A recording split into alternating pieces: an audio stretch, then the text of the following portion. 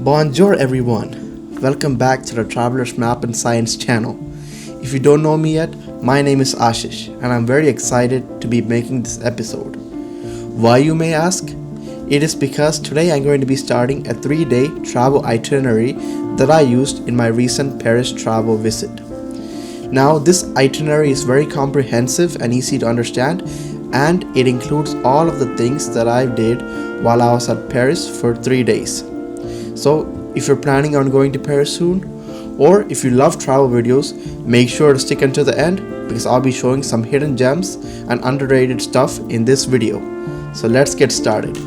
Alright, so our first stop today is one of Paris's most iconic landmarks, the Sacré-Cœur Basilica, or in English, the Sacred Heart Basilica.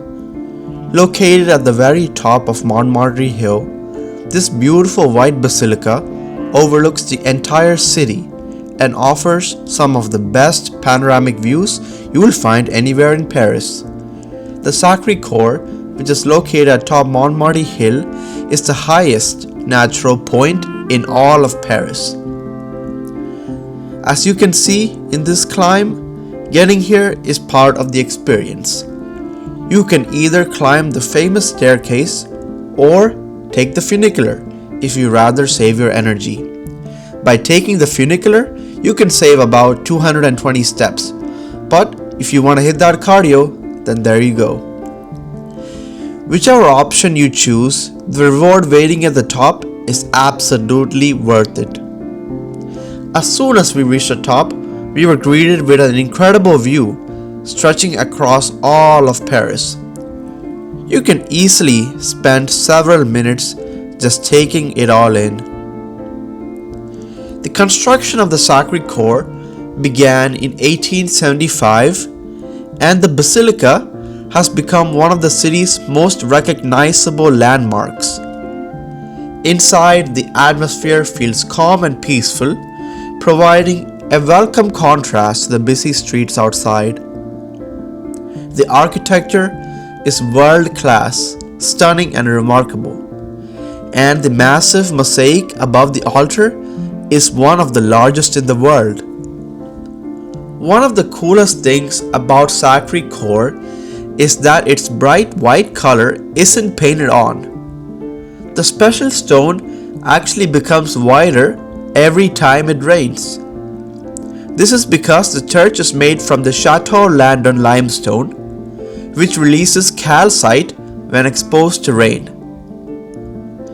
Entering the basilica itself is completely free, although there is a fee to climb the dome or visit the crypt. Whether you're interested in history, architecture, or are just simply looking for a quiet moment during your trip, this is definitely worth a visit. Now, let's look at the neighborhood of Montmartre. After visiting the basilica, Montmartre is a must-do. Montmartre has a completely different atmosphere from the rest of the city. Instead of wide boulevards, you'll find narrow cobblestone streets, ivy-covered buildings, charming cafes, and hidden staircases around every corner. It's one of those places where wandering without a plan is the best way to go about it. Montmartre is an artist's dream, with legends including Picasso, Vincent van Gogh, Henri de Toulouse, and Amedeo Modigliani lived or worked in Montmartre because the rents here in Montmartre were relatively inexpensive in the late 19th and early 20th centuries. This cute cafe, called the Le Maison Rose, is a center point for artistic history in Paris and is well photographed by tourists. It does truly have deep artistic roots. The house was bought by the Catalan painter Ramon Pichot, a friend of Pablo Picasso and Salvador Dali. It served as a hub, attracting many artists of the era. The streets of Montmartre are quite unique. It feels like a postcard wherever you look. There are colorful cafes on nearly every corner, beautiful flower displays, tiny bakeries, and musicians adding to the atmosphere. As the afternoon continued, we spent some time exploring even more of the neighborhood. There are so many hidden streets and small local shops that every turn feels like a new discovery. It's easy to understand why many famous artists once called Montmartre home. Now we are heading to the Seine River. As the day began winding down, it was last time for last event of the day. Many people say Paris is most beautiful from the water, and after experiencing it myself, it's hard to disagree with them. We chose to take a Paris bateau cruise during the evening, just before sunset. And in my opinion, this is one of the best times to go because you get to experience the city during daylight, the golden hour, and after the lights begin to come on. As the boat glides along the Seine, you're treated to incredible views of some of Paris's most famous landmarks, including, but not limited to, the Eiffel Tower, the Notre-Dame Cathedral, and the Louvre, and countless historic bridges, each showcasing its history and its theme. Seeing these landmarks from the river gives you a completely different perspective on the aura that these architecture pieces have. The river cruise uncovers the magnificence and luxury that Paris truly has to offer for those willing to visit.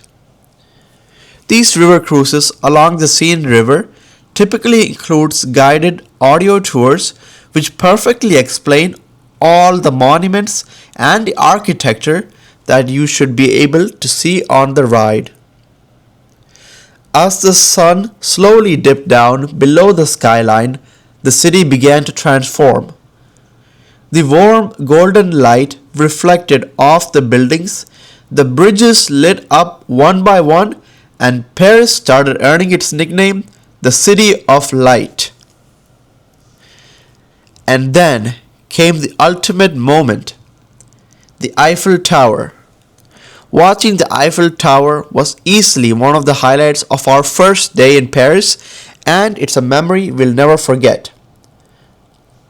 What an incredible way to begin our Paris adventure.